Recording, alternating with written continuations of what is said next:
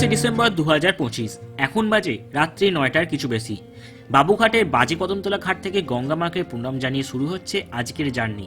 গন্তব্য প্রতিবেশী রাজ্য ওড়িশা উত্তরাঞ্চলে অবস্থিত মনোরম সৌন্দর্য, সবুজ জঙ্গল ও পাহাড় দিয়ে ঘেরা, সাথে কিছু সুন্দর সুন্দর ওয়াটারফলস, প্রাচীন মন্দির, সাথে আধ্যাত্মিক নিদর্শন ভূমি। যারা প্রকৃতি ভালোবাসেন তাদের জন্য এটি অন্যতম পছন্দের জায়গা হতে পারে, যেখানে খুবই কম খরচে ও কম সময়ের মধ্যে ঘুরে সুন্দর স্মৃতি নিয়ে বাড়ি ফিরতে পারবেন আপনি। উড়িষ্যা রাজ্যে কেওনঝর। আপনারা কিভাবে আসবেন, কোথায় থাকবেন, কোথায় খাওয়া দাওয়া করবেন, কি কি ঘুরে দেখবেন, কত খরচ হতে পারে, সমস্ত কিছু ডিটেলস শেয়ার করব আজকের ভিডিওতে। তবে শুধুমাত্র আজকের পর্ব প্রথম দিনেরই গল্প থাকবে এবং পরবর্তী অংশ থাকবে পরবর্তী পর্ব। বর্ষা মানে শুধু ঘরে বসে চা আর পকোড়া নয়, বরং এই সময়টা হতে পারে পাহাড়, জঙ্গল আর জলপ্রপাতের কাছে হারিয়ে যাওয়ার সেরা সুযোগ। সাঁওতাল, মুন্ডা, ওঁরাও সহ বিভিন্ন জনজাতি বসবাস এই অঞ্চলে।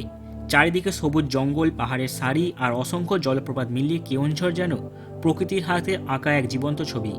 মাত্র দুদিনের ছুটিতেই যদি শহরের কোলাহল থেকে দূরে কোথাও মুক্তির স্বাদ খুঁজতে চান, তাহলে এই ভিডিওটি আপনার জন্য।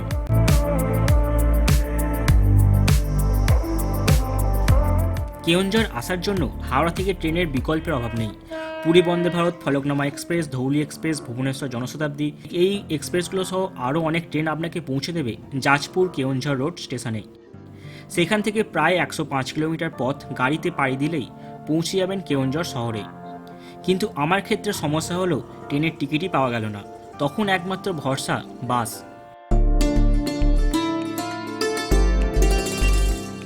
এখন আমি রয়েছি কলকাতার বাবুঘাটে। এখান থেকেই ছাড়বে আমাদের ডলফিন বাস সার্ভিসের এই বাসটি। চলুন বাসে উঠে পড়ি। লোয়ার ডেকে রয়েছে 2+2 চেয়ার সিট এবং আপার ডেকে রয়েছে স্লিপিং এরিয়া। বাস ভাড়ার সময় ভেদে পরিবর্তন হয়, তবে আমার ভাড়া এক্ষেত্রে পড়েছিল 588 টাকা। টয়লেট ছাড়া প্রায় সব ধরনের সুবিধাই রয়েছে বাসের মধ্যে। ঠিক রাত 9:30টায় শুরু হলো আমাদের যাত্রা। কলকাতার আলো ধীরে ধীরে পিছনে মিলিয়ে যেতে লাগলো আর সামনে খুলে যেতে লাগলো নতুন এক সফরের দরজা। পুরো রাতের যাত্রা ছিল বেশ শান্তিপূর্ণ এবং আরামদায়ক। ভোর 6:30 নাগাদ আমরা পৌঁছে গেলাম ধোবাড়িয়া কাঞ্জারিয়া বাস স্ট্যান্ডের 1 কিলোমিটার আগেই, সিরাজউদ্দিন বাস স্টপ। রাত 9:30টায় বাস ছেড়েছিল, এখন বাজে ভোর 6:30। টোটাল 9 ঘন্টা জার্নি। এখন আছি আমি সিরাজউদ্দিন চকে। বাস নামিয়ে গেছে, কিছুক্ষণ আগেই নামলাম। তো যাব এখন আমি হোটেলে, হোটেল নিউ ময়ূর আমাদের। এখান থেকে কিন্তু আপনারা হোটেলে চলে যেতে পারবেন, অনেক অটো রয়েছে। এখান থেকেই আমাদের হোটেলের দূরত্ব মাত্র 200 মিটার। মাত্র 3 মিনিট হাঁটতেই পৌঁছে গেলাম একদমই হোটেলের সামনেই। তবে ফ্রেশ হয়ে প্রথমেই বেরিয়ে পড়লাম সকালের নাস্তা করতে। কচি শালপাতার প্লেটে সাজানো 3টি গরম গরম ডালের বড়া আর সামান্য তরকারি। দাম মাত্র 36 টাকা, কিন্তু স্বাদ এক কথায় অসাধারণ। স্থানীয় খাবারের মধ্যে এমন সরল অথচ তৃপ্তিদায়ক স্বাদ ভ্রমণের আনন্দকে আরও বাড়িয়ে দেয়। আজ কেওনঝর ভ্রমণের আমাদের প্রথম দিন।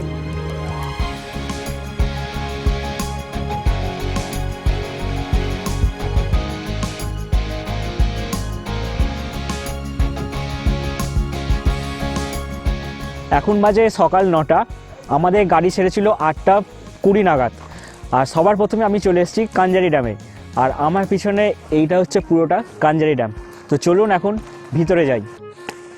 এরকম বেশ কটা সিঁড়ির ধাপ পেরে উঠতে হবে। সিঁড়ির ধাপগুলো বেশ মোটামুটি হাইটই আছে। আর আজকে ওয়েদারটা পুরোপুরি কিন্তু পরিষ্কার, একদম নীল আকাশ। সামনেই ওখানে ছোটোখাটো পাহাড় রয়েছে আর জায়গাটা পুরোটা কিন্তু ফাঁকা, নিস্তব্ধ। কেওনঝর শহর থেকে প্রায় 24-26 কিলোমিটার দূরে চাকা গ্রামের কাছে অবস্থিত কাঞ্জারি ড্যাম। এটি বৈতরণী নদীর অন্যতম উপনদী কাঞ্জারি নালার উপর নির্মিত একটি গুরুত্বপূর্ণ সেচ প্রকল্প। 1989 সালে সম্পন্ন হওয়া এই মাঝারি সেচ প্রকল্প প্রায় 9,800 হেক্টর কৃষি জমিতে জল সরবরাহ করে থাকে। শুধু কৃষিকাজই নয়, কেওনঝর শহরে পানীয় জলে অন্যতম প্রধান উৎস এই ড্যাম। তবে প্রকৌশলগত গুরুত্বের পাশাপাশি এর প্রাকৃতিক সৌন্দর্য কম নয়। চারিদিকে সবুজ পাহাড়, ঘন জঙ্গল আর মাঝখানে বিস্তীর্ণ জলরাশি। এই দৃশ্য কাঞ্জারি ড্যামকে শুধু একটি জলাধার নয়, বরং একটি জনপ্রিয় পর্যটন কেন্দ্র হিসেবে প্রতিষ্ঠিত করেছে। বিশেষ করে শীতকালে এখানে পিকনিক প্রেমীদের ভিড় দেখা যায়। সূর্যোদয় এবং সূর্যাস্তের সময় এই জায়গার সৌন্দর্য আরও কয়েক গুণ বেড়ে যায়। সবথেকে ভালো লাগার বিষয় হলো এখানে প্রবেশের জন্য কিন্তু কোনো টিকিট লাগে না। কেওনঝড়ের অন্যতম ঐতিহাসিক ও পৌরাণিক স্থান হলো সীতাবিঞ্জি। কাঞ্জারি ড্যাম থেকে সীতাবিঞ্জির দূরত্ব 26 কিলোমিটার।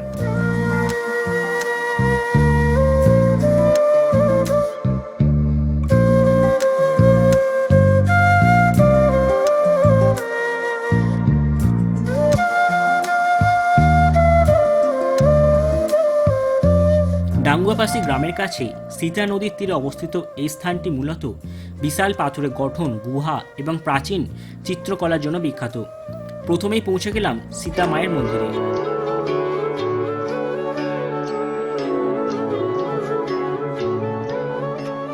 তো এটা হচ্ছে বেসিক্যালি সীতা মায়ের মন্দির। তো এখানে একটা খুব সুন্দর আলপনা রয়েছে, আর এখানে এরকম সিঁড়ির ধাপ পেরিয়ে ওপরে উঠতে হবে। স্থানীয় বিশ্বাস অনুযায়ী ভগবান রামের কাছ থেকে বিচ্ছিন্ন হওয়ার পর মা সীতা তার যমজ সন্তান লব ও কুশকে নিয়ে এই এলাকায় বাস করেছিলেন। সন্তান কামনায় বহু মহিলা লব ও কুশের পূজা করেন এবং তাদের প্রতীকী মূর্তিতে প্রদক্ষিণ করেন।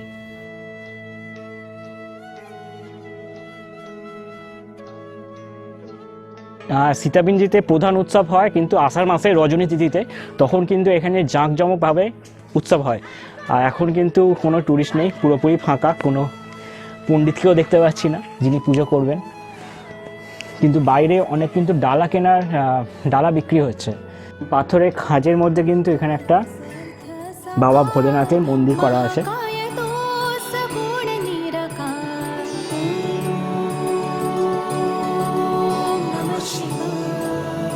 সীতাবিঞ্জি শুধু একটি ধর্মীয় স্থান নয়, এটি একটি গুরুত্বপূর্ণ প্রত্নতাত্ত্বিক এলাকাও। এখানে মাটির নিচ থেকে প্রাপ্ত ইট এবং অন্যান্য নিদর্শন প্রমাণ করে যে একসময় এখানে সমৃদ্ধ সভ্যতার বিকাশ ঘটেছিল।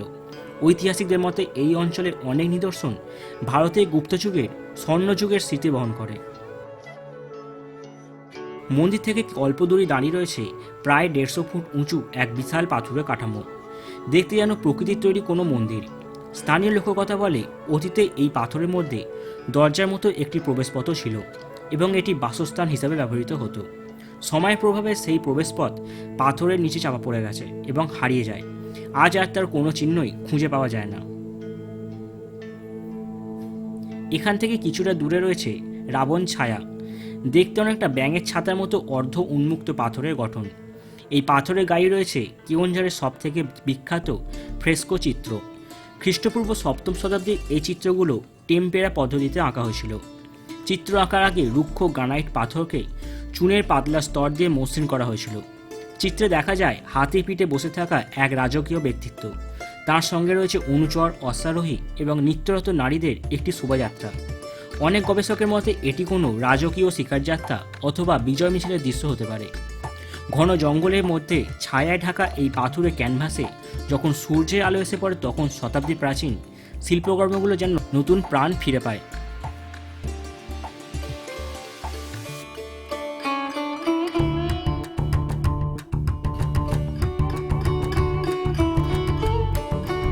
এরপর আমরা পৌঁছে গেলাম ওড়িশার অন্যতম শ্রদ্ধেয় তীর্থস্থান ঘাটাগাঁও মা তারিণী মন্দির। মা তারিণীকে ওড়িশার অন্যতম অধিষ্ঠাত্রী দেবী এবং শক্তির প্রতীক হিসাবে মানা হয়। প্রতি বছর লক্ষ লক্ষ ভক্ত এই মন্দিরে আসেন মায়ের আশীর্বাদ লাভের আশায়। স্থানীয় কিংবদন্তি অনুসারে কেন্দুঝড়ের রাজা পুরী থেকে মা তারিণীকে নিয়ে আসছিলেন। শর্ত ছিল যাত্রাপথে তিনি কখনো পিছন ফিরে তাকাতে পারবেন না। দেবী তার পিছনেই চলছিলেন, আর অলঙ্কারের ঝনঝন শব্দে রাজা বুঝতে পারছিলেন যে তিনি সঙ্গেই রয়েছেন। কিন্তু ঘাটগাঁওয়ের জঙ্গলে এসে সেই শব্দ হঠাৎই থেমে যায়। উদ্বিগ্ন হয়ে রাজা পিছন ফিরে তাকান, আর সেই মুহূর্তেই দেবী স্থির হয়ে যান। এরপর আর এক পাও এগোননি। সেই স্থানে প্রতিষ্ঠিত হয় আজকের মা তারিণী মন্দির। মা তারিণীর পুজোয় নারকেলের বিশেষ গুরুত্ব রয়েছে। ওড়িশার জুড়ে একটি জনপ্রিয় বিশ্বাস প্রচলিত আছে, কোনো ভক্ত যদি রাজ্যের যে কোনো প্রান্ত থেকে বাসের ড্রাইভার বা হেল্পারের হাতে মা তারিণীর উদ্দেশ্যে একটি নারকেল তুলে দেন, তবে সেই নারকেল বিভিন্ন হাত গড়ে হলেও ঠিকই মন্দিরে পৌঁছে যায়। মন্দিরের বাইরে অসংখ্য দোকানে পুজোর ডালা পাওয়া যায়। আমাদের এই ডালাটির মূল্য ছিল 100 টাকা। তবে মনে রাখতে হবে মন্দিরের ভিতরে ভিডিওগ্রাফি বা ফটোগ্রাফি সম্পূর্ণ নিষিদ্ধ।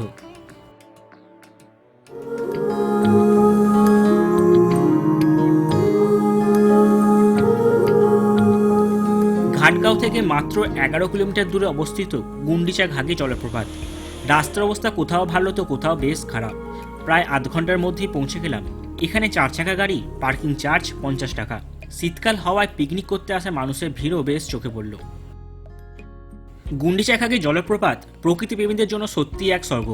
ঘন সবুজ জঙ্গল আর পাহাড়ের মধ্যে লুকিয়ে থাকা এই জলপ্রপাতের উৎস মুসালা নদী। প্রায় 50 ফুট উচ্চতা থেকে জল নেমে এসে এক মনোমুগ্ধকর পরিবেশ তৈরি করে। এই বিশেষ বৈশিষ্ট্য হলো একাধিক পাথুরে ধাপ, যার উপর দিয়ে জলধারা নিচে নেমে আসে। বর্ষাকালে এই রূপ সব থেকে আকর্ষণীয়। দেখা পাই চিরদিন কেন পাই না, কেন মেঘ আসে হৃদয় আকাশে, কেন মেঘ আসে হৃদয় আকাশে তোমার। তখন জলপ্রবাহ অনেক বেশি থাকে এবং পুরো এলাকা কুয়াশা ও জলকণায় ভরে যায়। শীতকালে জল কিছুটা কম থাকলেও প্রাকৃতিক সৌন্দর্যে কোনো ঘাটতি থাকে না।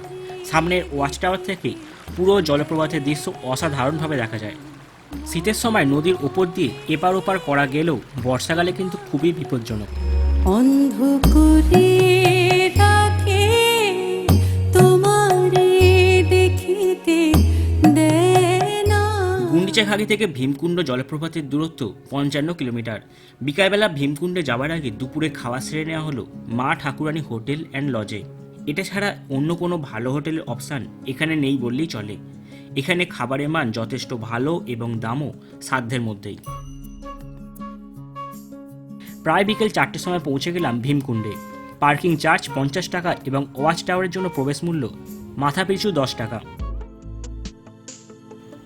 ভীমকুণ্ড কেওনঝড় এবং ময়ূরভঞ্জ জেলার সীমান্তে বৈতরণী নদীর তীরে অবস্থিত। এখানে নদী দুটি ধাপে নেমে সৃষ্টি করেছে শানকুণ্ড এবং বড়কুণ্ড নামে দুটি জলপ্রপাত। লোককথা অনুসারে অজ্ঞাতবাসের সময় তৃষ্ণার্ত দ্রৌপদীর জন্য ভীম তার গদা দিয়ে মাটিতে আঘাত করেছিলেন। সেখান থেকে সৃষ্টি হয় এই কুণ্ড, সেই থেকেই নাম ভীমকুণ্ড। এখানকার স্বচ্ছ জল, গভীর গিরিখাত এবং সবুজ প্রাকৃতিক পরিবেশ স্থানটিকে অত্যন্ত আকর্ষণীয় করে তুলেছে। উঁচু ওয়াচ টাওয়ার থেকে পুরো ভীমকুণ্ড এবং বৈতরণী নদীর বিস্তৃত দৃশ্য দেখা যায়। সূর্যাস্তের সময় এই দৃশ্য আরও মনোমুগ্ধকর হয়ে ওঠে।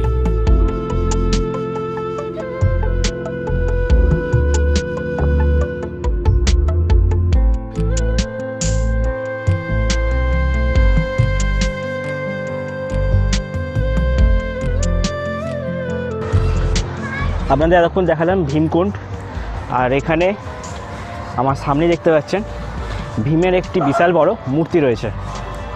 প্রতি বছর মকর সংক্রান্তির সময় এখানে বিশাল মেলা বসে এবং হাজার হাজার পুণ্যার্থী পবিত্র জলে স্নান করতে আসেন। তবে এখানে একটি গুরুত্বপূর্ণ সতর্কতার বিষয় রয়েছে। ভীমকুণ্ডে জলের স্রোত অত্যন্ত প্রবল এবং কুণ্ডটি যথেষ্ট গভীর, তাই জলে নামা বা সাঁতার কাটার চেষ্টা করা এখানে অত্যন্ত বিপজ্জনক। আমি এখন দাঁড়িয়ে আছি ভীমকুণ্ডের মধ্যেই। এখন শীতকাল বলে জল নেই, তাই মাঝখানে চলে এসেছি। বর্ষাকালে কিন্তু আমি যেখানে দাঁড়িয়ে আছি এখানটা কিন্তু আমি সমান মানুষও কিন্তু ডুবে যাওয়ার চান্সেস অনেক বেশি এবং থাকেও। আর এই পাথরের যে শেপ, এটা দেখি বোঝা যাচ্ছে বর্ষাকালে কিন্তু এই পাথরের ওপর দিয়ে জল যায়, কারণ পাথরের শেপগুলো কিন্তু জল বওয়ার ফলেই এই রকম সৃষ্টি হয়েছে। কেওনঝড়ে আমাদের প্রথম দিনের সফর এখানেই শেষ। আজ আমরা দেখলাম প্রকৃতির শান্ত সৌন্দর্যে ঘেরা কাঞ্জারি ড্যাম, ইতিহাস আর পৌরাণিক রহস্যে মোড়া সীতাবিঞ্জি ভক্তির কেন্দ্র মা তারিণী মন্দির, জঙ্গলে বুক চিরে নেমে আসা গুন্ডিচা ঘাগি জলপ্রপাত এবং মহাভারতের কিংবদন্তি বহন করে চলা ভীমকুণ্ড। একদিনের মধ্যে কেওনঝড় যেন তার নানা রূপ আমাদের সামনে তুলে ধরল। কিন্তু এই সফর এখনও শেষ নয়। পরবর্তী পর্বে আমরা ঘুরে দেখব কেওনঝড়ের দ্বিতীয় দিনে আরও কিছু অসাধারণ গন্তব্য। ততক্ষণ পর্যন্ত ভালো থাকুন এবং প্রকৃতিকে ভালোবেসে নিরাপদে ভ্রমণ করুন। দেখা হবে পরের পর্বে।